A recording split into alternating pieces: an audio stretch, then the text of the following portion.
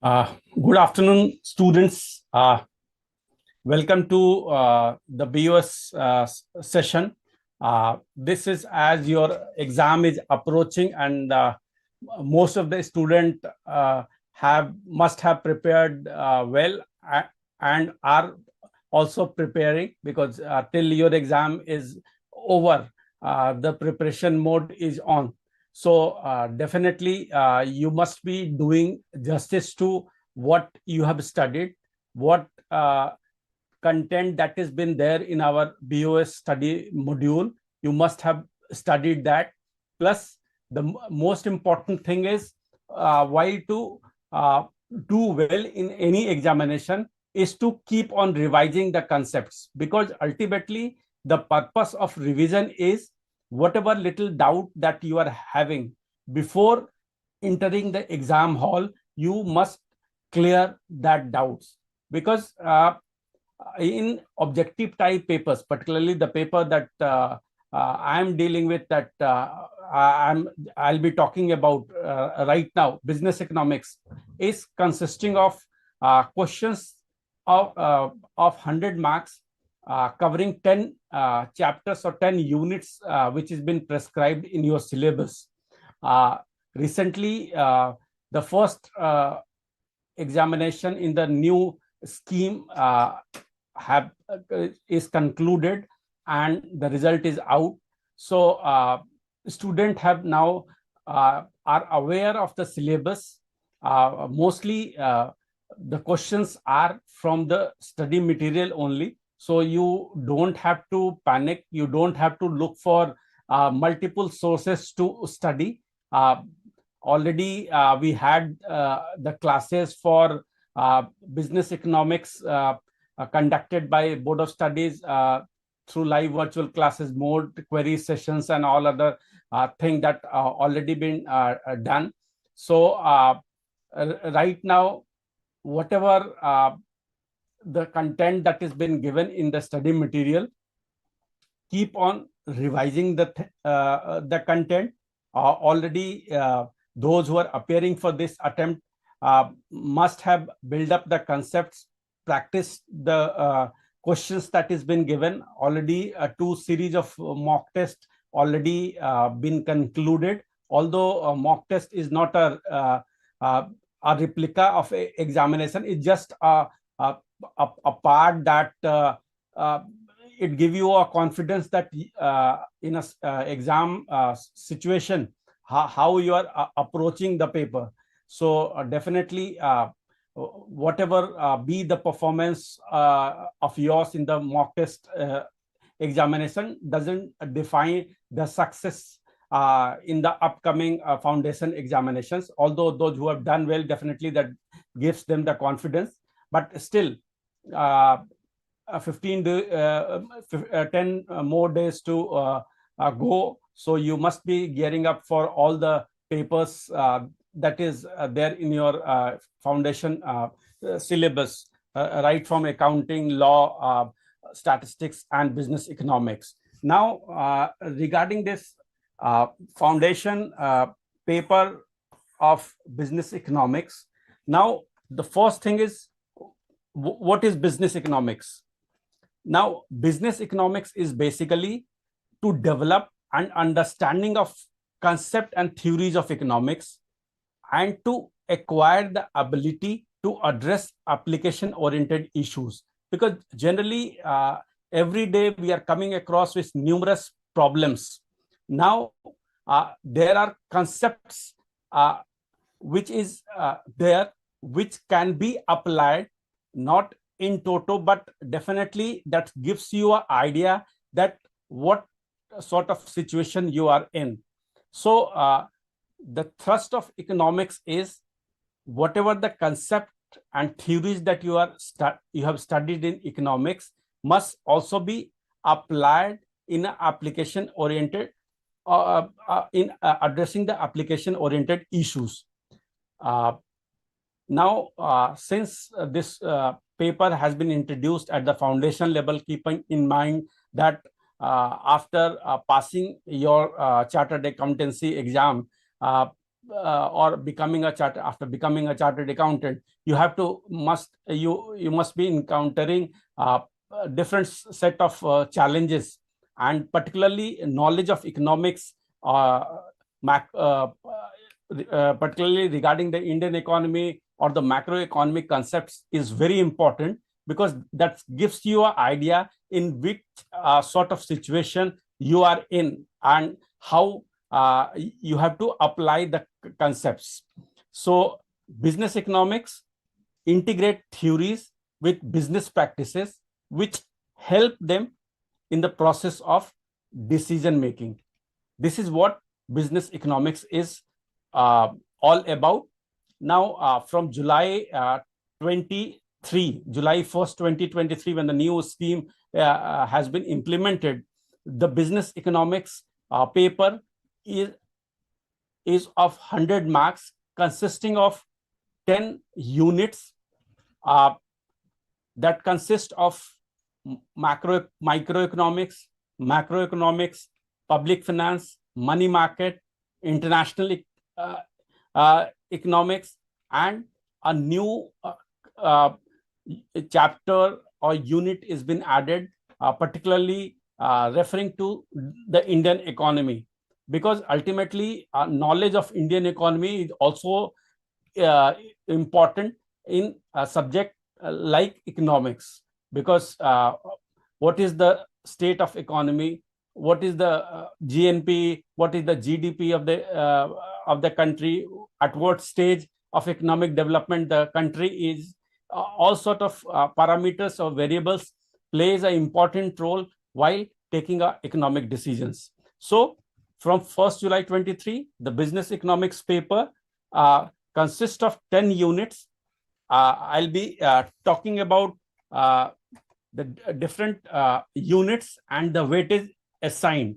Although weightage generally in the examinations, this unit wise weightage is adhered. Minor deviations is there, but generally from our side, we used to tell the paper setters that the guideline, or give the guidelines that it is within the framework of our course curriculum only, and the weightage that has been assigned to a particular unit.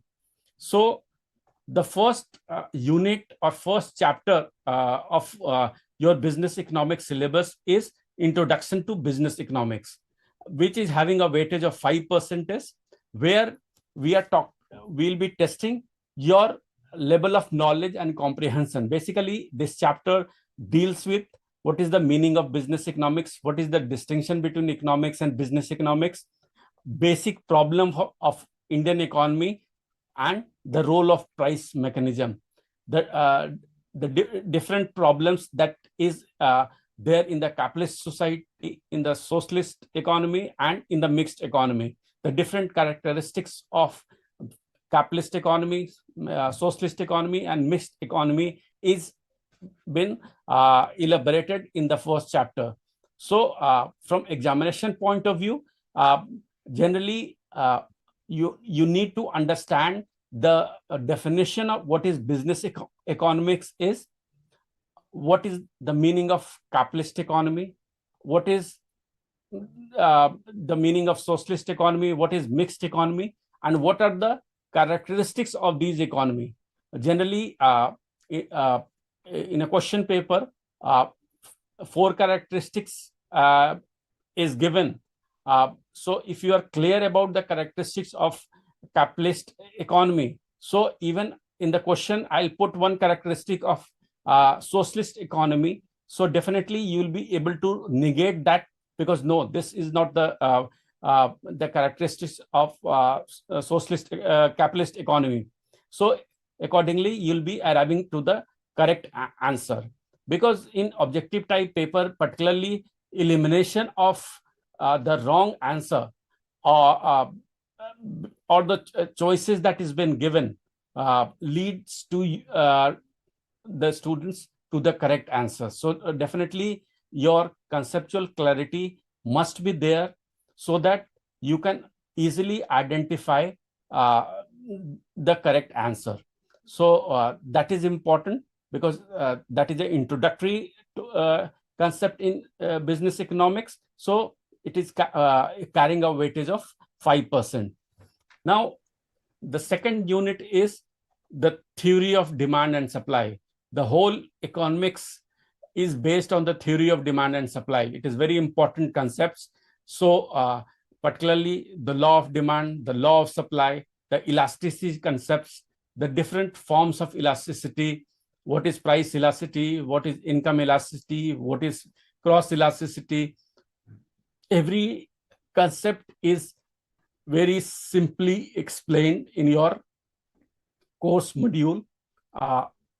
The classes that has been conducted also dwelled upon these concepts. So mostly, and the students who have already pursued economics at 11th and 12th must have a basic understanding of these concepts. So when you go through the chapter, you will understand what exactly the meaning of demand, supply, the law of demand means, the law of supply means, and the different forms of elasticity.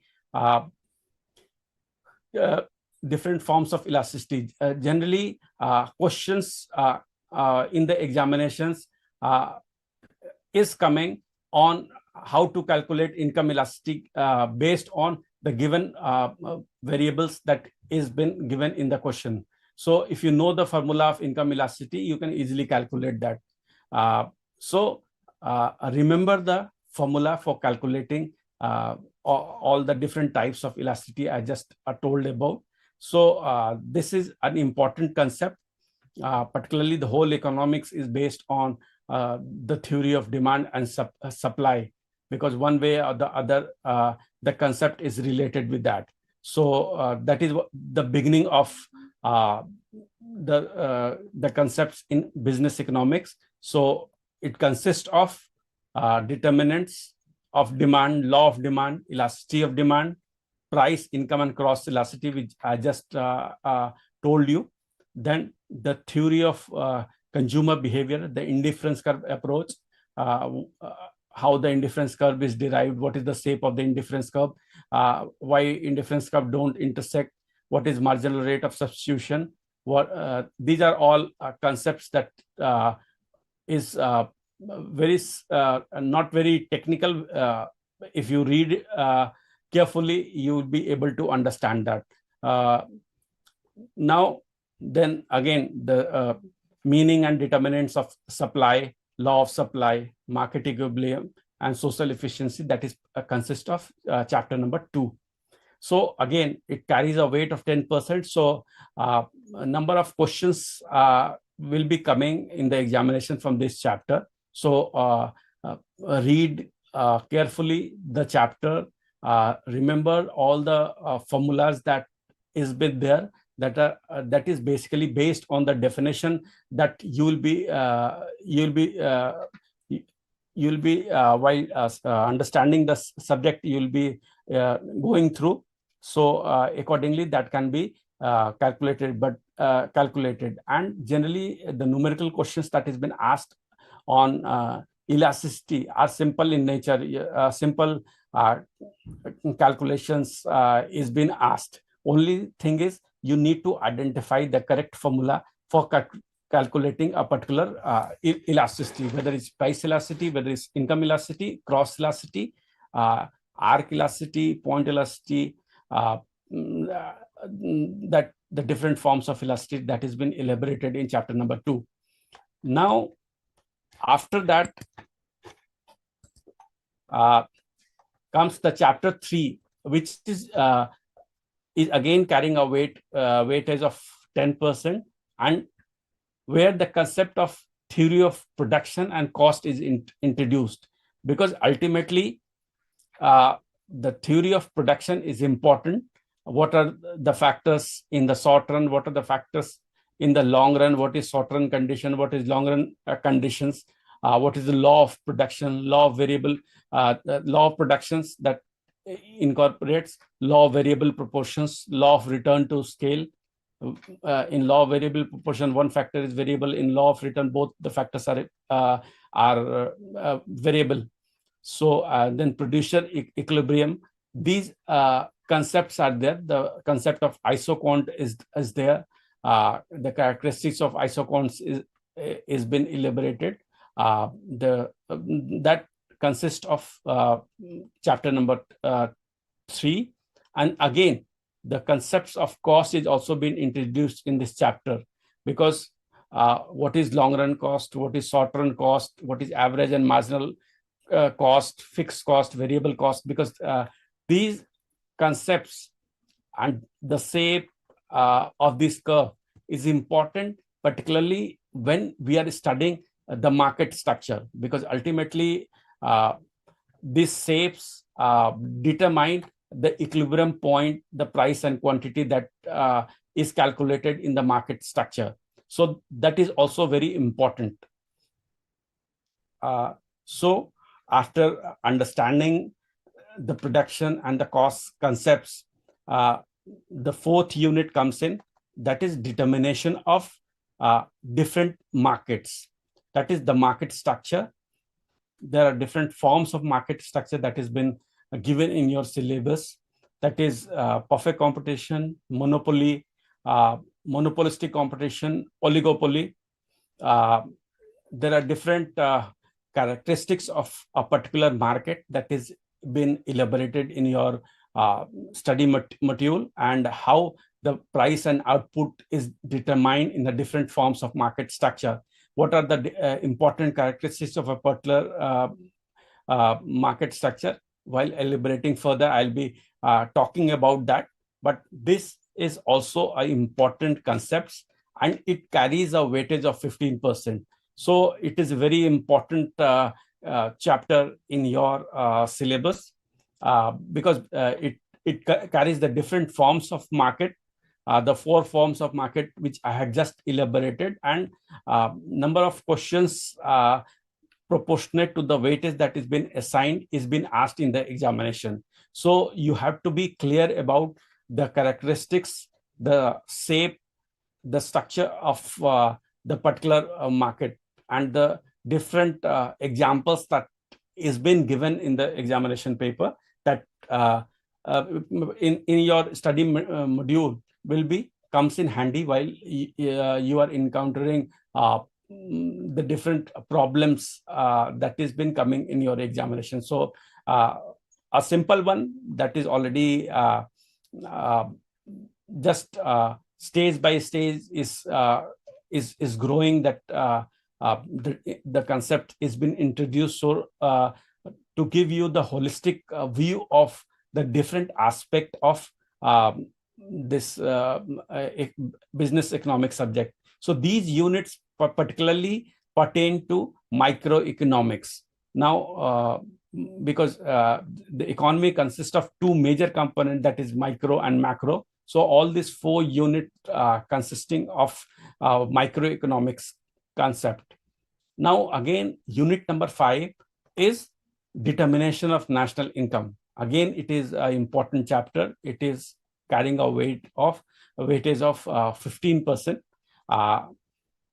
where you'll be taught, or you'll be asked to calculate what the different concepts that of GDP, GNP, GDP at factor cost, GDP as market price, what is private income, what is personal income, what is personal disposable income. These are different concepts. Now, calculation of national income by 3 different methods, the production method, the income method, the expenditure method, are elaborated in that particular chapter. And what are the limitations of national income accounting is also been elaborated, which is the organization that calculate the national income data, the CSO which used to compile the data is also been given in the chapters. So preliminary questions on calculation is been asked in the examination. So you have to be clear about what are the different aspect that is been dealt in a different forms of calculation of national income, like in production method. What are the different components that is to be added to arrive at the value of national income through production method? What are the component that is to be added or subtracted for calculating national income by income method, and similarly with expenditure method? So it has been very easily, it has been simply explained in your module, and that has been taught in our LBC classes also. There, you must have already gone through all these things. Now, one important aspect is, while studying the chapters thoroughly in detail, at the end of each chapter, there is a summary which has been given, which comes in very handy at the fag end of your preparation, one day before the examination or 2 days before the examination, that for revisionary purpose, that is very important. So practice that. Questions is been given at the end of each chapter. Particularly the mock test series also is been conducted to give the confidence to the student before facing the examination. So all sort of efforts that is being taken by the institute to take care of the students. The query sessions is being taken in different subjects to resolve the doubts. Although nowadays students are more attentive towards studies, so definitely that won't create any problem for the student if they are sincere and they stick to particular timelines, because definitely you cannot neglect any of the 4 subject that has been there in the foundation syllabus, because ultimately if you score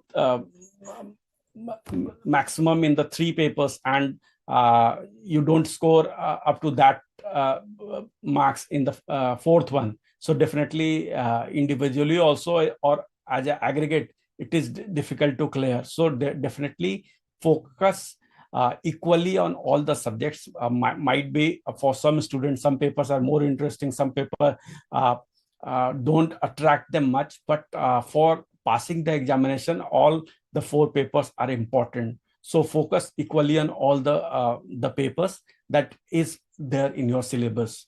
So the 5th unit, again the theory of the Keynes, the classical and the Keynesian model, the 2-sector model, the 3-sector model, the 4-sector model, the concept of multiplier is introduced, and that is there. Simple questions on calculations, like what is MPS, what is MPC, how that has been calculated. Simple questions is been asked. Even in a 2-sector model, 3-sector model, what is the equilibrium condition and how a particular value is to be calculated. So you need to be clear about that, what the additional unit or component that has been added from 2-sector to 3-sector or 3-sector to 4-sector model. That has been already elaborated in the chapters in the theory of national income determinations. Then the 6th unit is consisting of business cycles, because business cycles also plays an important role in economics. What phase of phases of cycle the economy is, what are the salient features, what are the causes behind reaching a particular phase, what is the peak phase, what is the down phase, the 4 different phases, the 4 different cycles of business is been explained in the business cycle unit. So it carries a weight of 5%. Now unit number 7, which is a very interesting area in economics, that is public finance. again, it carries a weightage of 10%. And when you pass your foundation exam in the intermediate also, particularly uh, there is a paper on public finance and government accounting in set C, where if you want to have further knowledge on the particular subject after passing your foundation, when you are intermediate student, after intermediate you can also do that particular course set C paper, or pass that particular set paper, which has been more elaborative in nature. Now, in public finance, the fiscal functions overview of center and state finance has been there. The allocation function, the stabilization function, the distribution functions, it's been explained. Then what is market failure? What are the causes of market failure? How government intervened to correct market failure? That is been explained. Then we had also introduced the concept of budget making. What are the sources of revenue, expenditure management, public debt, because this is also a very interesting area, particularly for a student of economics, or particularly a student of chartered accountancy. Budget making generates a lot of attention, and so basic concepts in understanding the budget making process has also been introduced at the foundation level. Then it again carries a weight of 10%. Then there is unit 8 or chapter 8, that is money market, where the concept of demand for money, supply of money, the important theories of demand of money, the concept of money supply, cryptocurrency, and other new terminology is being explained. Few terminology has been explained, and the most important thing is the monetary policy, which determine the supply of money in the economy. Every country has its federal bank, which has been given the mandate to determine the rates through which monetary policy takes shapes. Because ultimately now we had a monetary review committee which used to review the monetary parameters every quarter, and accordingly the adjustment in the rates is being done.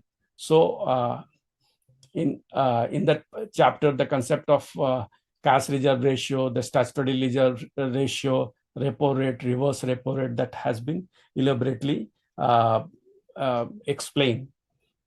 Now, although I am seeing the questions that are very general in nature. Now, a few questions that why videos on ICAI YouTube are suddenly private. Now, it will be resumed shortly. Work is going on, so you don't have to worry about that. Although you have the study module before you, the videos will also be available in a short span of time. Elasticity of demand, Miss Indu Kumari is asking about is change in price and quantity, del Q by del change in quantity by change in price. Accordingly, the formula is there. So I'll be explaining when I'll be going in detail to the chapters. So that is what elasticity of demand is. Then again, the unit number 9, that is of international trade, where different theories of international trade is being explained.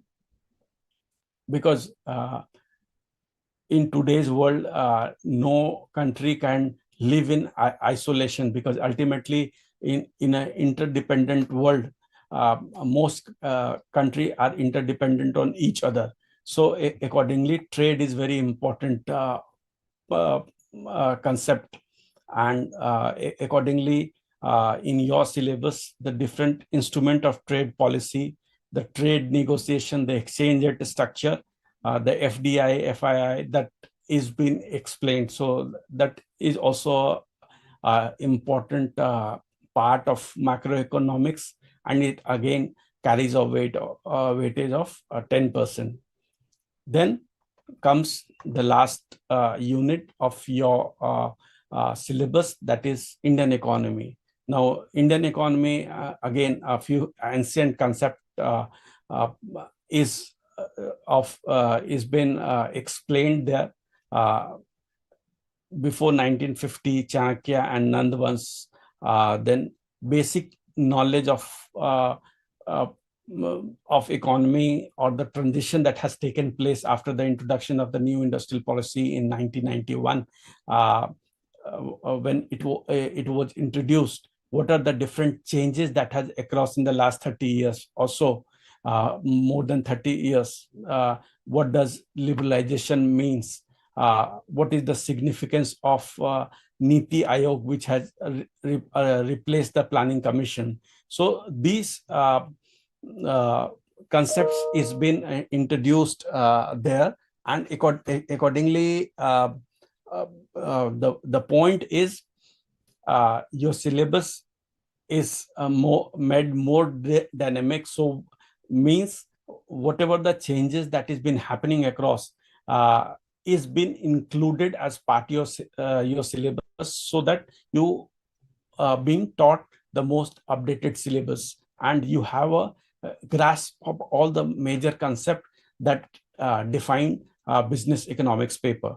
So that uh, uh, is how your whole syllabus is been designed. Uh, from examination point of view, all the chapters are important. Uh, Focus on the chapters. Second important thing, you must have in the last classes also, we had several times, or the earlier faculties also must have explained to you that your notes are very important at the time of revision, and sticking to a particular time schedule. Uh, the objective types paper consist of both the theoretical paper also, the analytical also, testing your analytical skill or interpretational skill, and direct questions also be there on a particular subject. But for that, you must have the clarity of the concepts. Numerical questions, that which I had already told you, that needs practice. The formulas that has been explained in your study material, try to remember that, try to practice the questions that has been given, although that definitely will be a part of your question paper. So concepts plus few numericals will be there, plus few analysis of the concepts that has been there itself. So that consists of the whole question paper. And definitely the question paper will be within the prescribed syllabus. So you don't have to worry about that, what is not there in the syllabus that can be asked from outside, something that has been not prescribed, because it's the concept has been designed keeping in mind that the student at foundation level can understand that. So definitely that is basically a sort of a foundation that has been built for you to study further, particularly at the intermediate and the foundation level. That is the main objective of this paper. Now,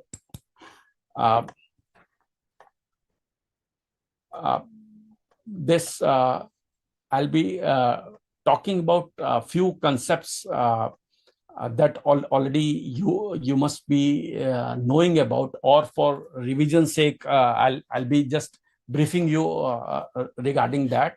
And what is the pattern of questions uh, at the foundation level, I'll be explaining to you.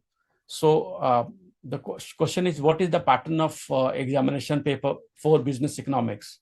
The answer is, the question will be multiple choice question. All questions carries equal marks, and each question will be you will be having 4 multiple options, out of which one will be the correct answer. So definitely you have to tick the correct answer by eliminating the wrong answer that has been there in the particular question. So this is how the paper will be. Is there is any negative marking in CA foundation? There is negative marking only for paper 3 and 4. There'll be a deduction of 4 marks for each wrong or incorrect responses. Multiple darkened circles will also be treated as wrong responses in these 2 papers. So don't commit that mistake to darken multiple circles, because again, if you mark it wrong, so again 1/4 of the number will be deducted. So there is negative marking in this paper, although it's very minimum, but again you need to be careful in the examination. What is the duration of the foundation paper? The duration of the foundation paper is of 2 hours. And what is the section based weightage of the subject? Before coming to this, I had just in detail elaborated about the whole syllabus of yours and the weightage that has been assigned. So definitely the 100 marks questions will be consisting of all the 10 units that has been taught at the foundation level for you. So questions will be within the prescribed syllabus only. So try to understand the concepts, try to read the study material carefully, because if you read the study material carefully, several of your doubts will be automatically get cleared, because one concept is been dependent upon the another. So try to read carefully as many times as you can the study materials, and practice the questions that has been available at the end of each chapters. That is what foundation economics paper consists of.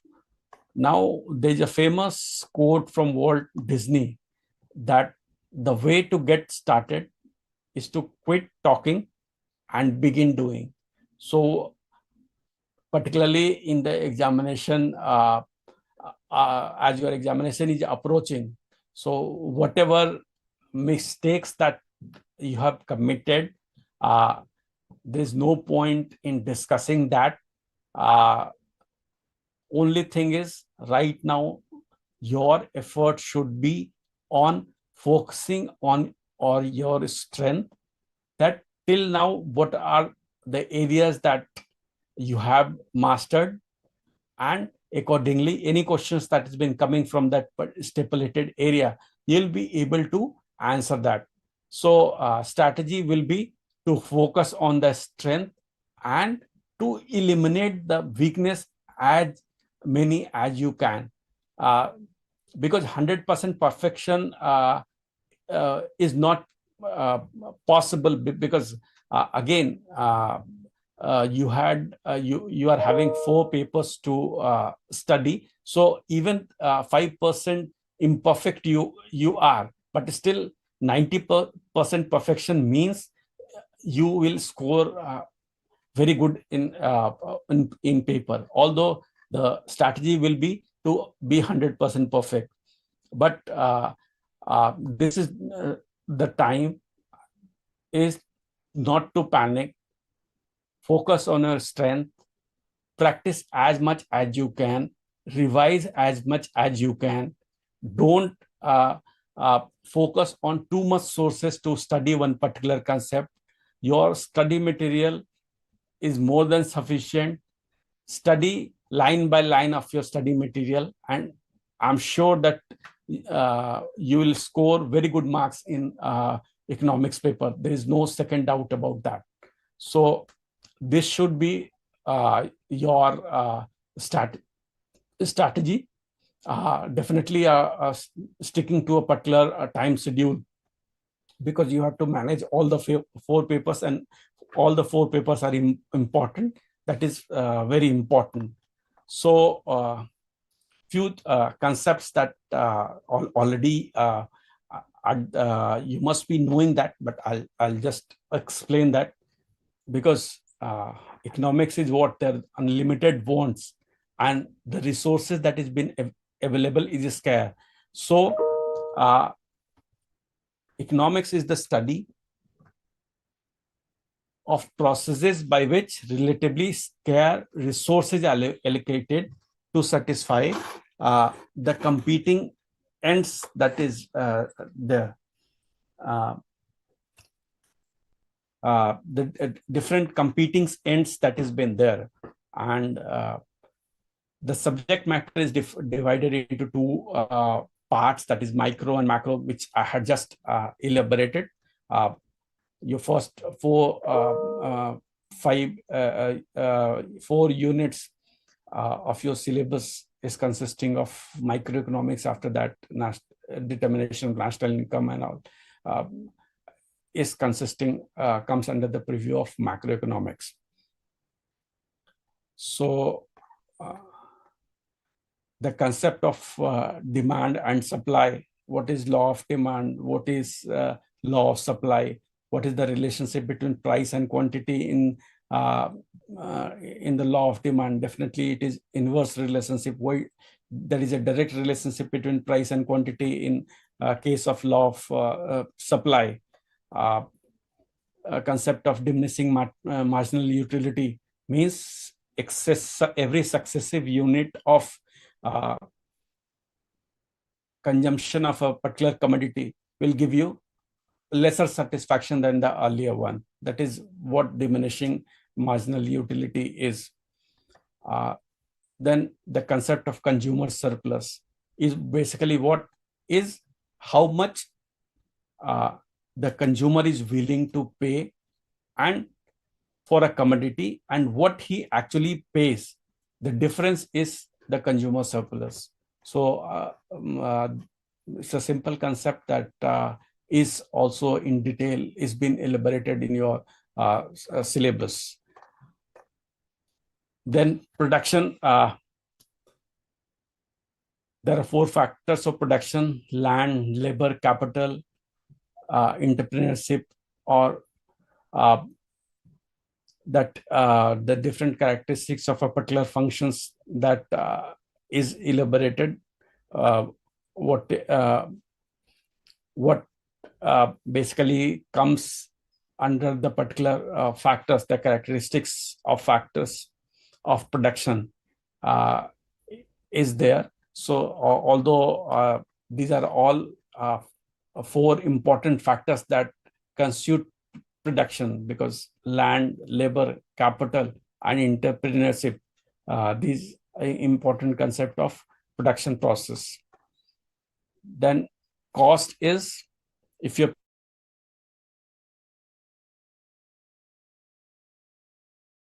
so you need to have a balance between what to produce and what is the cost involved, because ultimately if you're producing, you must be producing for some economic gain only. Nobody wants to produce something for losses.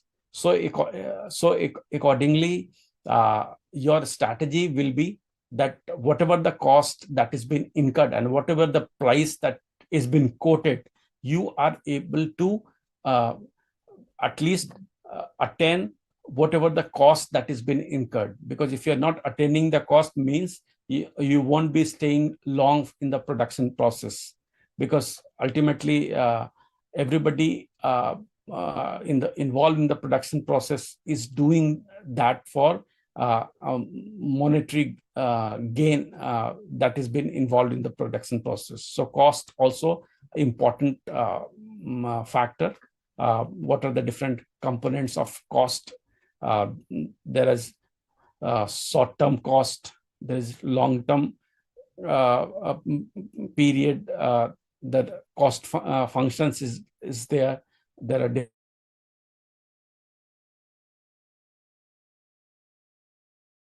going into the detail of all that, but concept-wise, what is internal economies to scale, external economies to scale, you need to be aware of that. Now, I had just told that the market structure, because again it is an important concept. Your syllabus and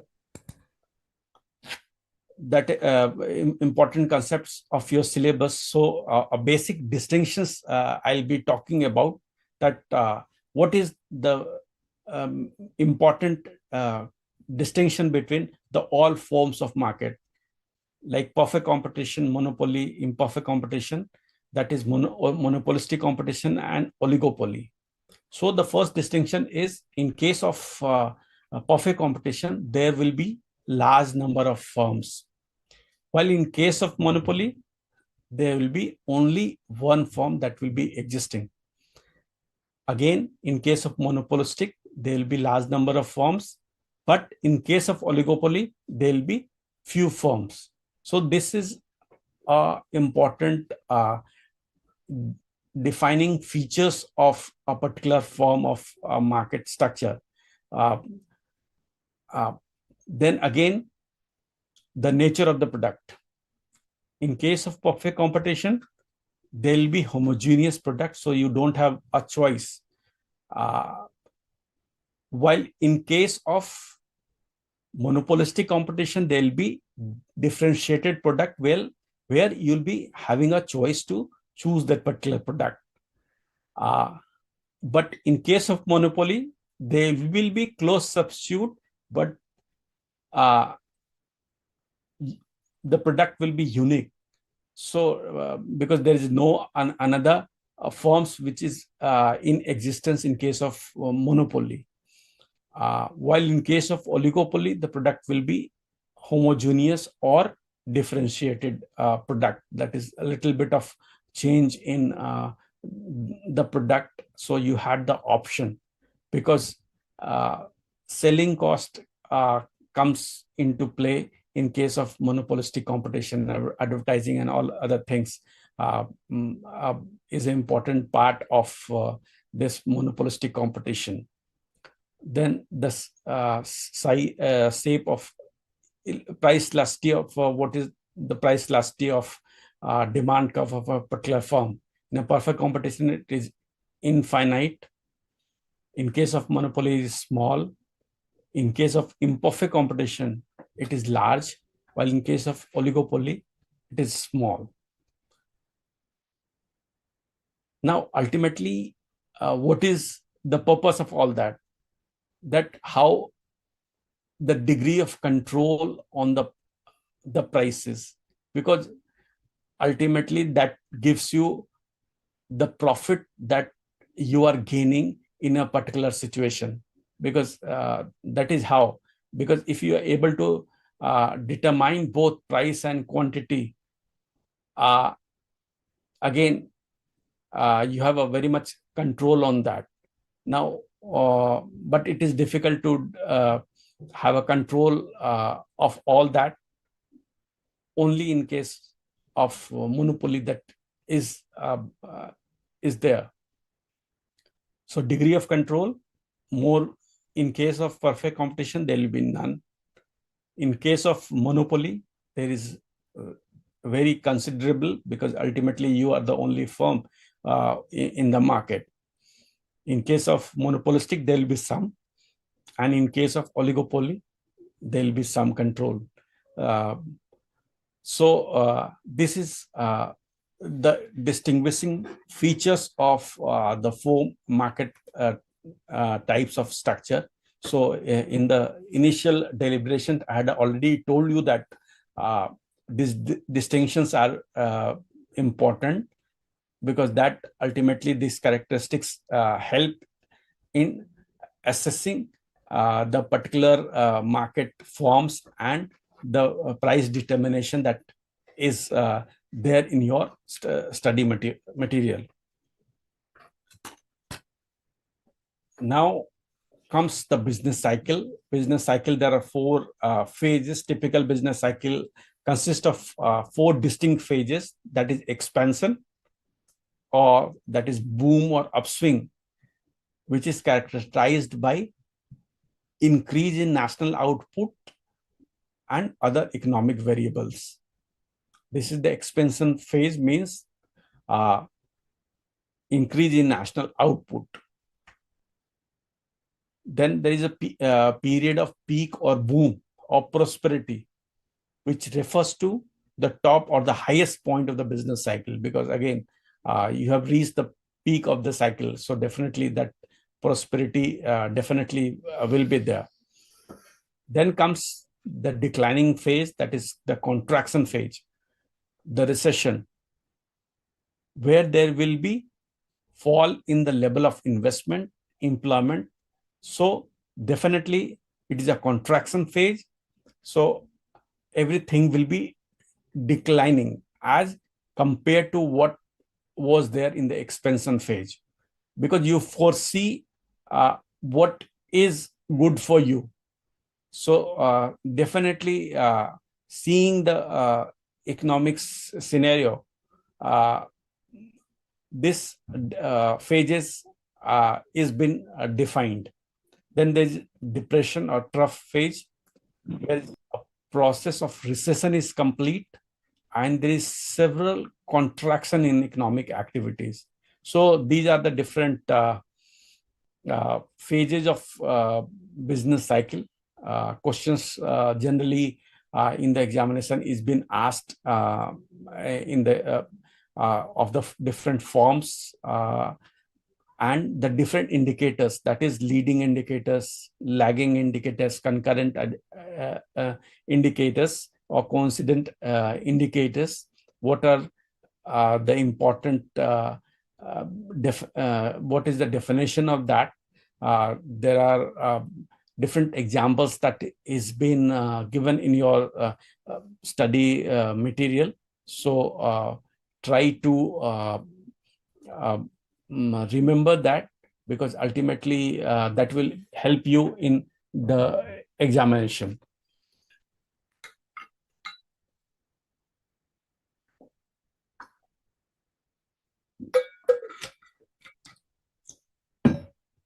So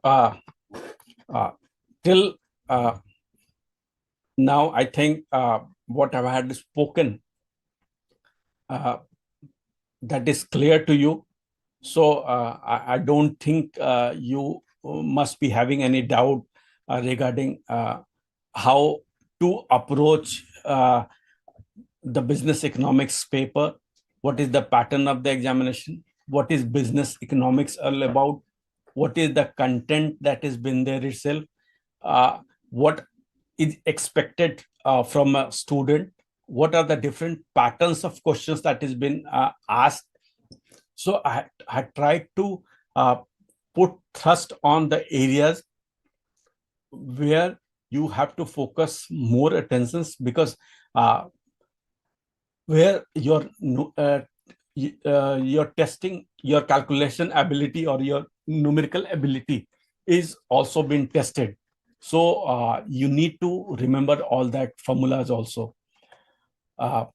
Then this concept of national income accounting, which is the net value of all the goods and services produced within the domestic in a country in an accounting year, plus net factor income from abroad. This is how the national income is calculated, which is and the data regarding the national income is published by the central statistical organizations.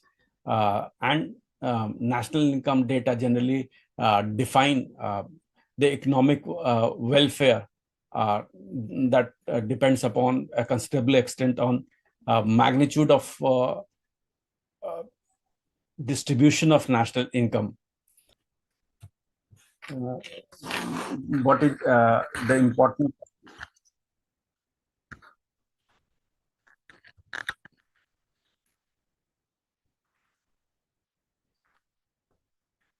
important concepts?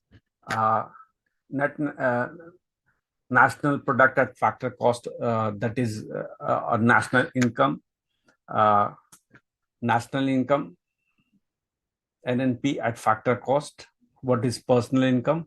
What is disposable income? What is private income?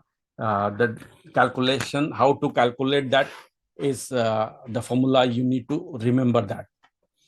Then again, I had told you earlier that there are three methods through which the national income is calculated. And the best part is by calculating national income by any of the methods, you'll arrive at the same value. So it is basically testing the calculations by different methods, incorporating the different components. While in production methods, value of output minus intermediate consumption. Then in national income at factor cost by income methods, we had to add up compensation of employees, operating surplus, mixed income of self-employed, plus net factor income from abroad. Now again, in operating surplus, you had to add up rent plus interest plus profit. Then there is expenditure method, where private final consumption expenditure, government consumption expenditure, gross domestic capital formation is added. So this is how the calculation of national income by different methods is being done. If the few simple questions on how the value will be there, and you have to place this value at for calculation of national income by a particular method. So accordingly, questions is been asked. Now, in case of Keynesian and classical, the important distinction is there in determination of national income determination. That is, in case of classical economics, they thought that the economy is self-regulating and is always capable of automatically achieving the equilibrium at natural level of GDP of output when resources are fully applied. While Keynes, after the Great Depression, had argued that market would not be automatically lead to full employment and equilibrium. Keynes believed that price and wages are so inflexible, they are sticky, especially downwards. So intervention can be a part of the system. It is different from the classical that things will be automatically adjusted. So Keynes got prominence after the Great Depression, and accordingly the Keynesian theory is studied. Now again, in two-sector model, had already explained two-sector, three-sector, and four-sector model. In four-sector model, income is equal to C plus I plus G plus X minus M. Now again, this equation, the different values of consumption, investment, government expenditure, export, import, that has been there, and you had been asked to calculate the income. So if you know the formula that these are the component that has been added as part of determination in a four-sector model. You'll be placing that value, and accordingly, you'll be calculating that. Then comes the unit public finance, which already I had elaborated in detail. I'll be sticking to few points that is important from examination points of view, because there must be situation, a few analytical few situations that has been given, and you have been asked to identify that what is a particular situation is, whether that is allocation situation or distribution or stabilization functions. So the distinction you need to be clear about: what is allocation, what is distribution, and what is stabilization function, and what a role that it plays. Then again, market failure. Externality is also an important concept in market failure. Incomplete information, public goods, the distinction of public good, what constitute public goods. Although there are four important components of market failure. Now, what exactly is market failure is? Market failure is a situation in which free market fails to allocate resources efficiently, in a sense that it is either overproduced or underproduced of a particular goods and services, leading to suboptimal market allocations. Because ultimately, if optimally everything is being allocated, so again there is no underproduction or overproduction. So there is no case of market failure. So this underproduction or overproduction and less optimal market output is a situation which is market failure. And ultimately, government intervene to correct the market failure situations, because ultimately there are four component which or the four major regions for market failure are market power, externalities, then public good, and incomplete information. All the four concepts are important indicators of market failure. So the government used to work on that, so that there is no situation or resources are not utilized, that is optimum utilization is being done. Then again, important concept is there in public finances of fiscal policy. Now, fiscal policy, basically it relates to taxes, spending, taxes, borrowings, because ultimately that determines the level of aggregate demand, growth, and employment.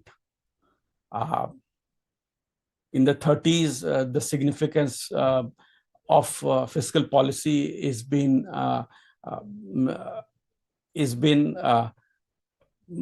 felt, because the Keynesian economics were in prominence, because ultimately intervention from the market is required, or from the government is required to be at the equilibrium level. So it's a basically demand side policy. So what is the gap the government used to interfere to interfere from their side, so that the optimum allocation is been there. Then concept of money market, again, is a important chapter in your syllabus. What are the different functions of money? There are different theories, although at this point of time, detailed theoretical interpretation is not required, although uh, in brief, you must be need to be aware of what a particular theory is. Questions, particularly in the examination, is asked on the classification of money, that is M1, M2, M3, and M4. Several times in the examination, you've been asked, you've been being given that the data, and you have to calculate different. You have to calculate whether M1, M2, M3, or M4. Now, these are all, you cannot modify the component that add up to calculation of a particular aggregate, because these are standard classification that has been given by RBI. So you need to practice that. You need to remember that this particular monetary aggregate is calculated how. So M1 is currency and coins with the people, demand deposits of banks, other deposits with RBI, that has to be added up. Then M2 is M1 plus saving deposit with post office saving banks. Then M3 is M1 plus net time deposits with banking system. So the distinction that is there, you need to be aware of that. If you suppose the value is been given to you, particular value, some other values also been there which is not added up to calculate a particular aggregate. So a clarity of the concept is important here. So particularly from a numerical point of view, this is important. So then what is money multiplier? Money supply divided by monetary waste. That few questions on money multiplier is also been asked in the examinations.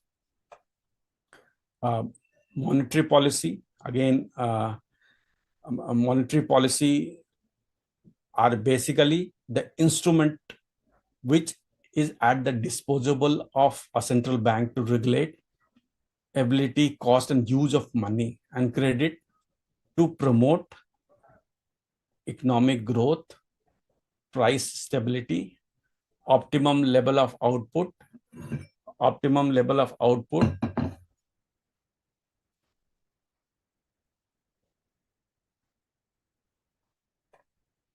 So the objective of monetary policy is price stability, economic growth, ensuring an adequate flow of credit, creation of efficient market of government securities.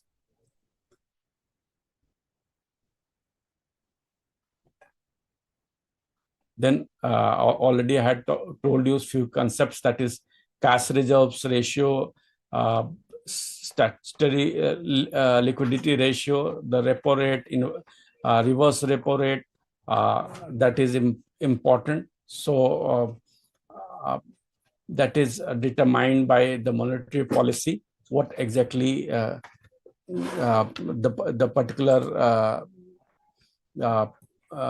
concept is. Then there is theories of international trade. What is mercantilist theory? What is theory of comparative advantage? What is theory of absolute advantage? What is Hexer-Ohlin theory? You need to remember the distinctions between the theory. So questions in the examination will be coming on that. So question in the examination will be coming on the different theories. So be prepared for that. There are factor equalization theory, new trade theory, Krugman theory that has been added. Then instrument that is particular tariff is forms of tariff, specific tariff, ad valorem tariff, then again anti-dumping duties, countervailing duties. So again, these questions on these concept is been asked in the examination. So prepare that. Then this trade negotiation that is no more in existence, that has been now taken care of by the World Trade Organizations. So what is regional trade? What is regional trade agreements?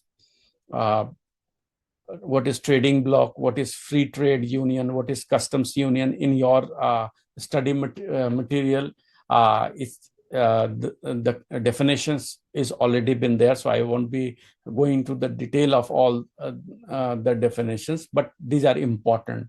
Now Rakhi is asking which chapter is most important. Now Rakhi, one thing already I had explained you the importance of each chapter and the detailed weightage that has been there.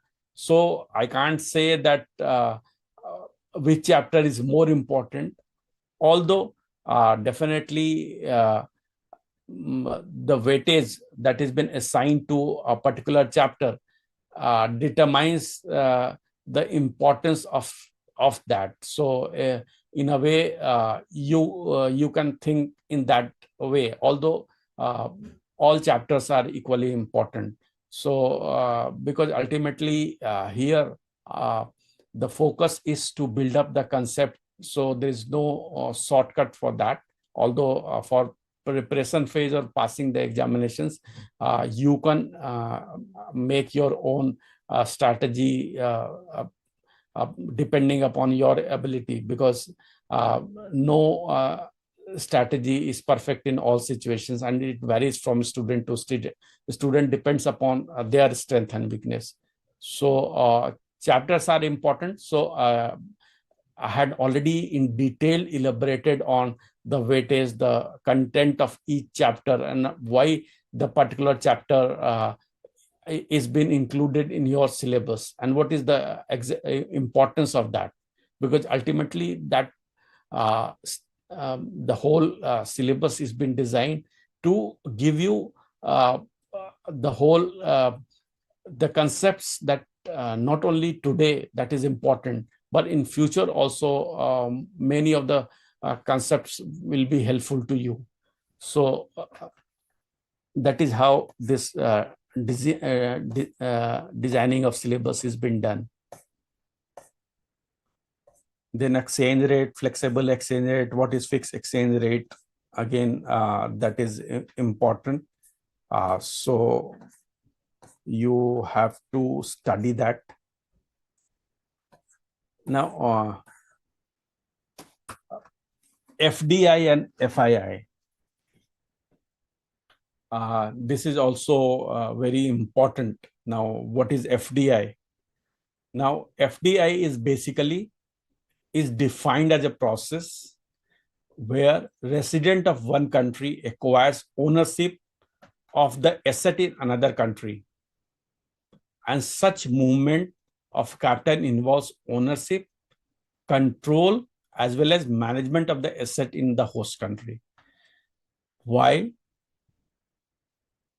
FPI is the flow of foreign capital with a stake in a firm below 10% and does not involve manufacture of goods or provision of services, control, ownership, management, or control of the on the part of the investor.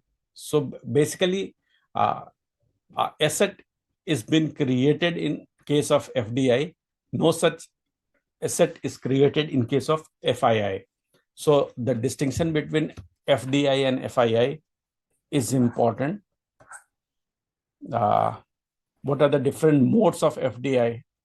That is opening of a subsidiary or associate company, equity injection in an overseas company, merger and acquisitions, greenfield investment, joint ventures. These are different forms of FDI which has been taken.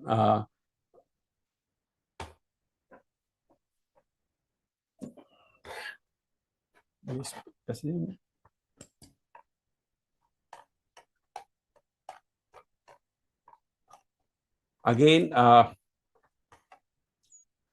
this is comes the 9 chapters that has been there, and in the 10th chapter, concept of Indian economy is few concepts are included right from ancient times to the modern times, particularly after 1991 trade liberalization policy. What are the changes now? How the different sectors like primary, secondary, and tertiary sector, how what is the importance of that now in calculation of GDP? Which sector is giving more weightage right now? Because initially agriculture was the most dominating sector. Now services has taken having a more weightage on that. So accordingly, as time changes, level of development changes, the weightage of a particular sector also changes. Again, initially I had already discussed that Niti Aayog comes in place of planning commission. So what are the salient features of Niti Aayog? How Niti Aayog works? Who is the chairman of Niti Aayog? The Prime Minister is the chairman of the Niti Aayog, although there's a vice chairman who used to take care of day-to-day affairs of the Niti Aayog. And the Niti Aayog used to guide the government on a particular policy. There are different think tanks which is there in Niti Aayog, which covers a particular sectors. So this is how your syllabus is being designed, and this is, if you study your study module, more than sufficient content is there to clear your foundation examination. There is no doubt about that. So instead of creating confusion in your mind, have a clarity in your preparation process. Focus on the strength you are having and try to negate the weaknesses that you are there. This is not the time to think about the content and what is there. Whatever is suitable for you, particularly in clearing your examination at the foundation level, is already included in your study module. So don't worry about that. So few questions that has come with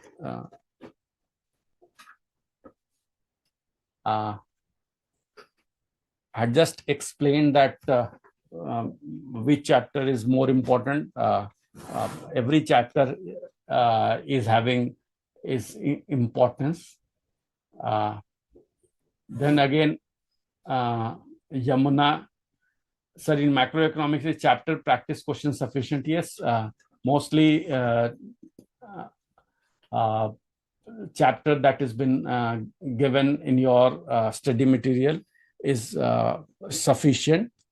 So nothing to worry about. Mostly the questions already addressed to you, and I had already elaborated in detail the whole content, the importance, the strategy, how to maximize your strength. No need to worry about the content, that here particular content is better and here more content is available. Right now, your strategy is to focus on what is at hand, that is the study material. Our videos, LVC videos are there. If any doubt is there, you can go through that. Mock test series already been completed, so you must have again the confidence. And in a nutshell, all the 4 papers at the foundation level is important. So don't make a mistake of neglecting any paper, because you have to clear all the papers, and in aggregate you have to make 50%. So that is your strategy, that you have to clear your all the papers and clear the foundation examination. There is no shortcut to that. You have to study well, revise well, have patience, have faith in your ability, and definitely I am confident that you will clear your examinations with very good marks. No doubt about it. So all the best for your examination, and definitely after clearing your examination, we are more than willing to welcome you as an intermediate student. Thank you. Thank you all.